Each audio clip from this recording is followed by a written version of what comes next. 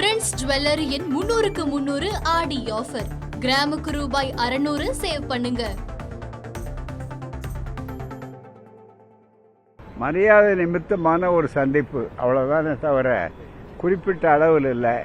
பொதுவாக மற்ற செய்திகள், பொதுவான செய்திகளெல்லாம் பேசணும். வேறு ஒன்றும் குறிப்பிட்ட அளவுக்கு ஒன்றும் குறிப்பிட மாதிரி இல்லை.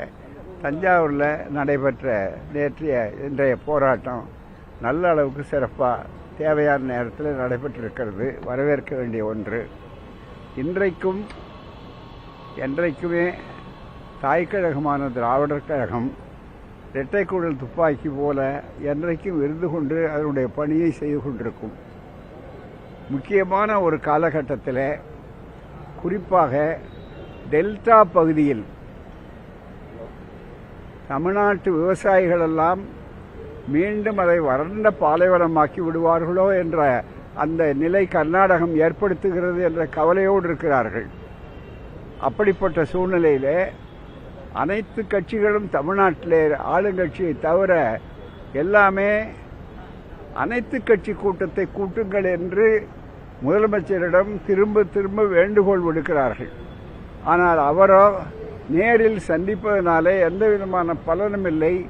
ஏற்கனவே பெற்ற கசப்பான அனுபவங்கள், பெருளவிற்கு பேச்சுவார்த்தைகளால் இந்த பிரச்சனை தீர்க்க முடியாது. நம்முடைய உரிமை, நாம் கேட்பது சலுகை அல்ல, உரிமைதான் என்பதை வலியுறுத்த வேண்டும். அந்த வகையிலே தமிழ்நாடு ஒன்றுபட்டிருக்கிறது என்று காட்ட வேண்டும். அதற்காகவே அனைத்து கட்சி கூட்டத்தையும் கேட்டு அதன் மூலமாக முதலமைச்சர் தன்னுடைய கருத்தை சொன்னால் சிறப்பாக இருக்கும் என்ற கருத்திலே எதிர்க்கட்சி தலைவர்கள் அத்தனை பேரும் சிறப்பாக அனைத்து கட்சி கூட்டத்தை மேகதாது அணை பிரச்சனையை தடுக்கவும், காவிரி நதிநீர் பங்கீடு என்று சொல்வதை உரிய முறையில் செய்யவும் இருக்க வேண்டும் என்று சொல்ல வேண்டியதற்கு திட்டவட்டமாக, பிடிவாதமாக நாங்கள் கூட்ட மாட்டோம் என்று ஆட்சியாளர் இருப்பது சரியான ஜனநாயக முறை அல்ல. அது மட்டுமல்ல, கர்நாடகத்தை பாருங்கள். நேற்று நடந்த அந்த கூட்டத்தில் அனைத்து முன்னாள் முதல்வர்கள் உள்பட, இந்நாள் அமைச்சர்கள் உள்பட, மத்திய அமைச்சர் எம்பிக்கள் உள்பட ஒரே குரலில் தமிழ்நாட்டுக்கு தண்ணீர் கொடுத்தது, அதுவும் நெருக்கடி காலத்தில் கொடுத்தது கூட அதற்கு எதிர்த்து அப்பீல் செய்ய வேண்டும் என்று அவர்கள் சொல்லி ஒரே குரல்ல அவர்களுடைய உறவுகளை, உரிமைகளை நிலைநாட்ட வேண்டும் என்று அவர்கள் நினைக்கிறார்கள். ஆனால் நமக்கு நியாயமான உச்சநீதிமன்றத்தினுடைய தீர்ப்பை அணுக வேண்டும். அதே போல காவிரி நீர் மேலாண்மையினுடைய தீர்ப்பை மதிக்க வேண்டும் என்று சொல்வதற்கு இல்லை, நாங்கள் மதிக்க மாட்டோம். பிறகு அதே நேரத்தில் கபினியிலே நிறைய மழை பெய்கிறது, கபினி அணைக்கட்டில். அங்கே வெள்ளம் அது உடையக்கூடிய அளவிற்கு ஆபத்து வந்தவுடனே அதை திறந்து விடுகிறார்கள் சொன்னால், அந்த அமைச்சரே சொல்லுகிறார், முதலமைச்சர் சிவகுமார் அவர்களே சொல்லுகிறார், இல்லை அங்கே எதிர்த்தவர்களுக்கு தண்ணீர் கொடுக்காது என்று சொல்லும்போது வேறு வழி இல்லை, நாம் அவர்களுக்காக அல்ல, நம்மை காப்பாற்றிக் கொள்வதற்காக இதை நாங்கள் வடிகாலாக ஆக்கி கொண்டிருக்கிறோம் என்று சொல்லிக்கொண்டு வடிகால் என்று ஆக்கி கொண்டிருக்கிறார்கள்.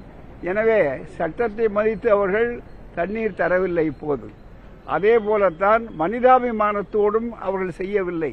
மாறாக அது அணை உடைந்தால் நாமே இருக்க மாட்டோம் என்று அவருடைய வார்த்தைகளே சொல்லுகிறார்.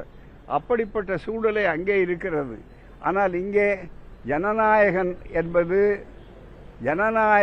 என்பது முழுக்க அது காட்சியாக இருக்கிறதே தவிர ஆட்சியாக இல்லை.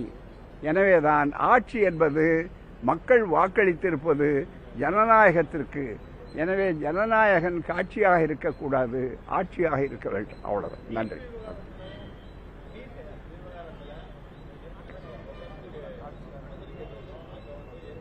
ஆமா,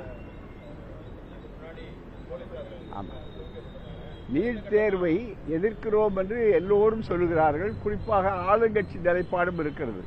அது ஒரு பக்கத்திலே சொல்லிக்கொண்டு இன்னொரு பக்கத்தில் நீட் தேர்வை பற்றிய விழிப்புணர்வு பிரச்சாரம், அது போராட்டம் கூட அல்ல, பிரச்சாரத்தை நடத்த தடை செய்திருக்கிறார்கள். அந்த உரிமை நிலைநாட்டுவதற்காக நீதிமன்றம் செல்வோம் என்று தெளிவாக சொன்னோம். நீதிமன்றத்தில் வழக்கு தாக்கலாயிருக்கிறது. அநேகமாக ஓரிரு நாட்களில் அது வருவதற்கு வாய்ப்புண்டு. எனவேதான் மக்கள் மன்றம் நீதிமன்றம் சொல்லுகிறது என்பது மட்டுமல்ல, நீதிமன்றமும் மூலமாக அந்த உரிமையை நாங்கள் தெளிவாக பெறுவோம். அரசின் நிலைப்பாடு தவறு என்று இதை சுட்டிக்காட்டுவதற்கு எங்களை விட நீதிமன்றம் மிக பொருத்தமானது. எனவேதான் நீதி கேட்டு அங்கே அணுகியிருக்கிறோம். விரைவில் முடிவு தெரியும். நன்றி. பிரின்ஸ் ஜுவல்லரியின் 300க்கு 300 ஆடி ஆஃபர். கிராமுக்கு ரூபாய் 600 சேவ் பண்ணுங்க.